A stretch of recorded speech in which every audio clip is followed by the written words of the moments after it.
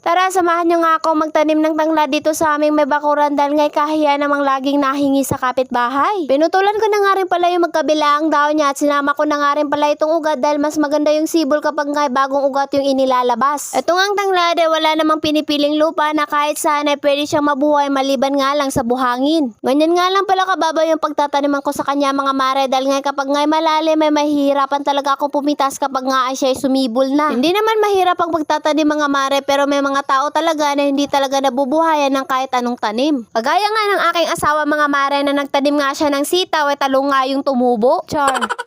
Kung nagtatanong nga kayo kung saan nga galing itong aking pagtatanim, may binigay nga sa akin ito ng aking butihing kapitbahay dahil ngay wari ko ay nagsawa na nga sa aking araw-araw na panghihingi. Char. Anyways mga mare, share ko na nga rin pala sa inyo itong aking tumubong papaya. Bilis-bilisan mo na nga rin naman lumaki para meron naman akong panggulay sa aking tinola.